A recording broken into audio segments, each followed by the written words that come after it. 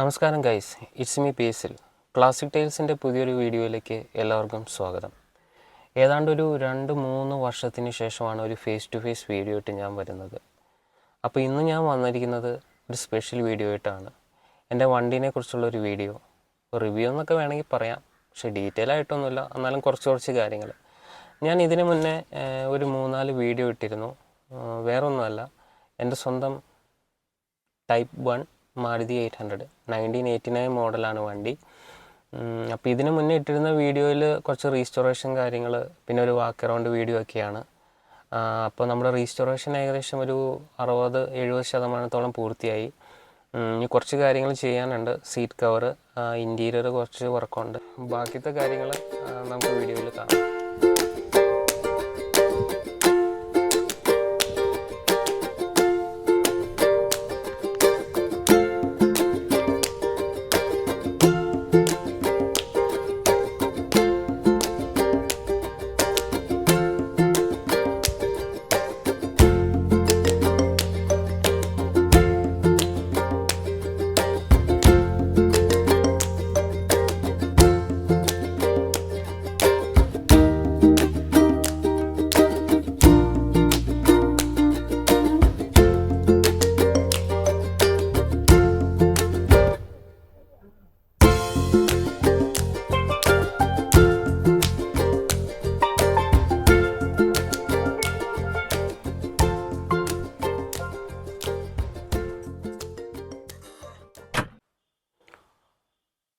അപ്പോൾ ഇതാണ് വണ്ടി 1989 മോഡലാണ്.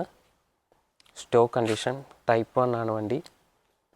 ഇതിൻ്റെ ഓൾമോസ്റ്റ് എല്ലാം ഒരു സ്റ്റോക്ക് ലുക്കിൽ തന്നെയാണ് ഞാൻ റീസ്റ്റോർ ചെയ്തെടുത്തത്. സ്റ്റോക്ക് ലുക്ക് തന്നെയാണ് എനിക്കിഷ്ടം. ഞാൻ വണ്ടി എടുത്ത് ആദ്യം ചെയ്തത് പെയിൻറ്റിങ് തന്നെയാണ്. അത് വണ്ടി എടുത്ത ദിവസം തന്നെ ഞാൻ പെയിൻറ്റിങ്ങിന് കയറ്റി. അത്യാവശ്യം റസ്റ്റും കാര്യങ്ങളെല്ലാം ഉണ്ടായിരുന്നു, അതെല്ലാം മാറ്റി. പിന്നെ ഹെഡ്ലൈറ്റ് എല്ലാം പുതിയതാണ്. അത് ഞാൻ ബൂട്ട്മോ സൈറ്റിൽ നിന്നാണ് സോഴ്സ് ചെയ്തത്. ഹെഡ്ലൈറ്റ് ലൂമാക്സിൻ്റെ ഏകദേശം ഒരെണ്ണം 300 രൂപ വില വരുന്നതാണ്. പിന്നെ താഴെ ഇൻഡിക്കേറ്റർ, പാർക്ക് ഒരുമിച്ചാണ് വരുന്നത്. അതിന് രണ്ടും മാറി. ഈ ഹെഡ്ലൈറ്റും ഇൻഡിക്കേറ്ററും മാറി കഴിയുമ്പോൾ തന്നെ വണ്ടിക്ക് ഫ്രണ്ടിൽ നിന്നൊരു ഫ്രഷ് ലുക്ക് കിട്ടും. പിന്നെ എടുത്ത് പറയേണ്ടത് ഇതിൻ്റെ ഗ്രില്ലാണ്. ഈ ഗ്രില്ലായിരുന്നില്ല ഞാൻ വണ്ടി എടുക്കുമ്പോൾ എനിക്ക് ഇതിൻ്റെ കൂടെ കിട്ടിയത്. ആ ടൈപ്പ് 2 ഗ്രില്ലായിരുന്നു. ടൈപ്പ് 1 ഗ്രില്ലാണ് വണ്ടിയുടെ ഒറിജിനൽ ഗ്രില്ല്, അതായത് ഈ ഗ്രില്ല്.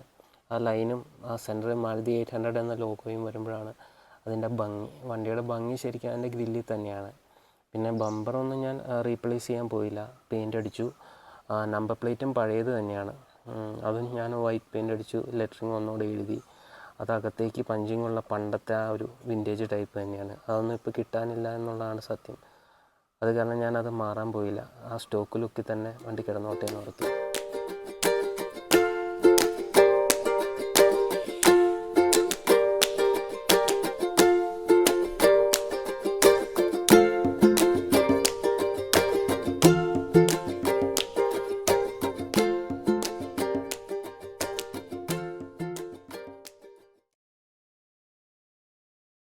ഇതാണ് സൈഡ് ലുക്ക്. ടയർ സൈസ് വരുന്നത് 12 ഇഞ്ചാണ്. 12 ഇഞ്ച് എന്ന് പറയുമ്പോൾ തീരെ ചെറിയൊരു സൈസാണ്. പക്ഷേ ഞാനത് മിക്കവരും അത് അലോയിലേക്ക് അപ്ഗ്രേഡ് ചെയ്യും. 13, 14, 15 വരെ ഇടുന്നവരുണ്ട്. പക്ഷേ എനിക്ക് ആ 12 ഇഞ്ച് ആ സ്റ്റോക്ക് ലുക്കിൽ തന്നെ, ആ പഴയ ഡിസ്ക്, ഇത് പഴയ ഡിസ്ക്കാണ്, ആ ഡിസൈൻ കണ്ടാൽ അറിയാം. ഈ ഡിസ്കൊന്നും ഇപ്പോൾ കിട്ടാനില്ല. അപ്പോൾ ആ ഒരു സ്റ്റോക്ക് ലുക്കിൽ തന്നെ ഞാനത് പ്രിഫർ ചെയ്ത് അത് തന്നെ ഇട്ടു. പിന്നെ ഇതിൻ്റെ അകത്ത് ഈ ഒരു പീസ് തുരുമ്പുണ്ടായിരുന്നു. ആ ഒരു പീസ് മാറി. മെയിനായിട്ട് ഈ മാരുതി 800 പഴയ വണ്ടികൾ എടുക്കുമ്പോൾ ആദ്യം ശ്രദ്ധിക്കേണ്ട കാര്യം തുരുമ്പ് തന്നെയാണ്. ഇതിലെ സൈഡിലെ അട്രാക്ഷൻ എന്ന് പറയുമ്പോൾ ഇതാ ഈ ലോക്കിൻ്റെ അവിടെ വരുന്ന ഈ സ്റ്റിക്കറാണ്. മാരുതി പണ്ടത്തെ സ്റ്റിക്കറാണ്, പണ്ടത്തെ വണ്ടികളിൽ വന്നുകൊണ്ടിരുന്നതാണ്. ഇപ്പോൾ ഇതൊന്നും കിട്ടാനില്ല. എൻ്റെ ഫ്രണ്ട് വിനീതേട്ടൻ, പുള്ളി 800ൻ്റെ ക്ലബിലുള്ളതാണ്. പുള്ളി ഇത് ചെയ്യുന്നുണ്ട്, സ്റ്റിക്കർ ചെയ്യുന്നുണ്ട്. പുള്ളിയുടെ നിന്നാണ് ഞാനിത് വാങ്ങിയത്.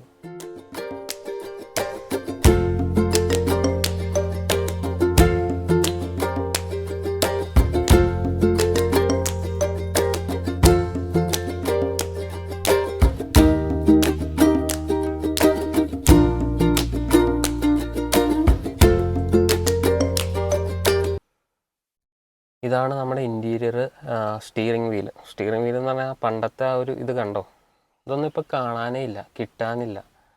എനിക്ക് ഏറ്റവും ഇഷ്ടപ്പെട്ട ഒന്നാണ് ഈ വണ്ടിയുടെ സ്റ്റിയറിംഗ് വീല്. ആ 2 ഹോൺ സ്വിച്ച്, പിന്നെ മാരുതി എംബ്ലം, പണ്ടത്തെ analogue speedometer, fuel gauge, temperature, AC switch.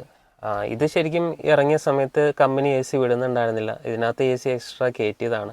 94-ന് ശേഷമാണ് കമ്പനി AC പ്രൊവൈഡ് ചെയ്ത് തുടങ്ങിയത്. ഡാഷ്ബോർഡെല്ലാം കണ്ടോ, AC വെൻ്റൊക്കെയാണ്. അന്നത്തെ കാലത്ത് അംബാസഡറിൻ്റെയും പ്രീമിയർ പത്മിനിയുടെയും പകുതി വിലയ്ക്ക് ഇവൻ മാരുതി സുസുക്കി റോട്ടിൽ ഇവനെ ഇറക്കുമ്പോൾ സത്യം പറഞ്ഞാൽ ജനമനസ്സുകളെ കീഴടക്കുകയാണ് ചെയ്തത്. പകുതി വിലയ്ക്ക്, മൈലേജും കാര്യങ്ങളും എല്ലാം. പിന്നെ മെയിനായിട്ടുള്ള ഇതെന്താണെന്ന് വെച്ച് കഴിഞ്ഞാൽ ഇതിൻ്റെ എല്ലാ പാർട്സും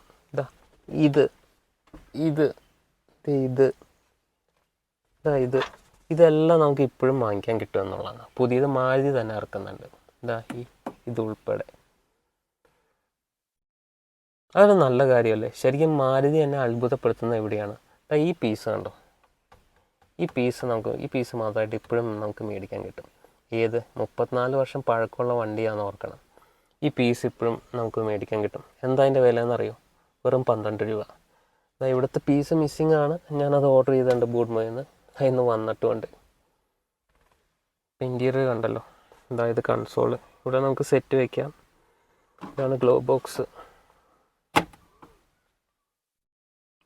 ഫാൻ സ്വിച്ച്. ഈ നോബ്, ഈ സ്വിച്ച്, ഇതെല്ലാം നമുക്ക് ഇപ്പോഴും മേടിക്കാൻ കിട്ടും പുതിയത്. ആലോചിച്ച് നോക്കി. ഈ ലൈറ്റ് ഉൾപ്പെടെ. ഇത് പുതിയത് 115 രൂപയാണ് വില. ഇതിൻ്റെ അങ്ങനത്തെ ഈ ലോക്ക്, ഈ സാധനം, ഇതിനൊക്കെ ഉണ്ടല്ലോ ഏകദേശം എനിക്ക് തോന്നുന്ന ഒരു 50 രൂപ 60 രൂപ ആ ഒരു റേഞ്ചൊക്കെ ഉള്ളൂ. വളരെ ശരിക്കും അത്ഭുതപ്പെടുത്തുകയാണ് ചെയ്യുന്നത്. സീറ്റ് ഇതാണ്. ഇനി സീറ്റ് കവർ ചെയ്യണം. ഞാൻ പറഞ്ഞല്ലോ 60%-70% ഏകദേശം റീസ്റ്റോറേഷൻ കഴിഞ്ഞിട്ടുള്ളൂ. ബാക്കിയത്തെ പെൻഡിങ് ഉണ്ട്. അതിലൊന്നാണ് ഈ സീറ്റ്.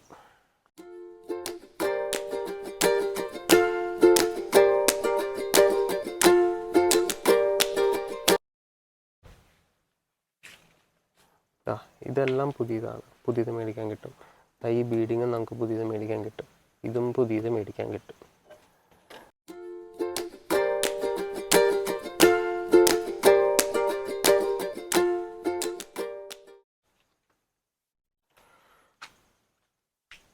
നമ്മൾ വണ്ടി എടുക്കുമ്പോൾ മെയിനായിട്ട് ആദ്യം നോക്കേണ്ട കാര്യം തുരുമ്പ് തന്നെയാണ്. തുരുമ്പ് കാണണം എന്നുണ്ടെങ്കിൽ ഒന്നുമില്ലെങ്കിൽ മാറ്റുണ്ടെങ്കിൽ ഈ മാറ്റിയിട്ട് നോക്കുക.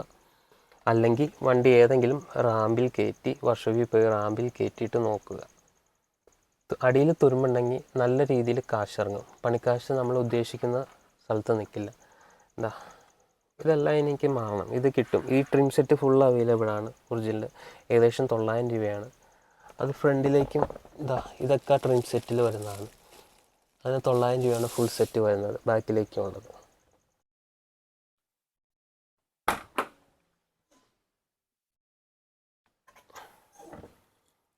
കുറച്ച് കാര്യങ്ങൾ പഴയ സാധനങ്ങളെല്ലാം മാറ്റിയതാണ്.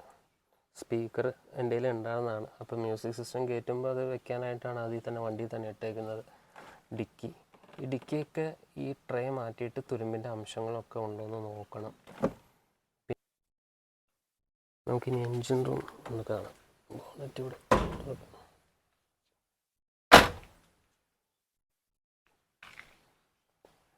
ഇവിടെ പ്രസ് ചെയ്യണം. അപ്പോൾ ഇതാണ് വണ്ടിയുടെ എൻജിൻ റൂം വരുന്നത്. പുതിയ ബാറ്ററിയാണ്. Ignition coil, resistor, distributor, spark plug വരുന്നത് ഇവിടെ. ഈ കോഡ് ഉൾപ്പെടെ ഇതെല്ലാം ഓരോ പാർട്സിൽ വരുന്നതാണ്. കാരണം ഇതൊക്കെ ഫെയിലിയർ ആയി കഴിഞ്ഞാൽ വണ്ടി സ്റ്റാർട്ടാവില്ല, വഴിക്ക് കിടക്കും. പിന്നെ ഇത് എയർ ഫിൽറ്റർ. കാർബറേറ്റർ വരുന്നത് ഇതിൻ്റെ അടിയിലാണ്. ഇതാണ് കാർബറേറ്റർ.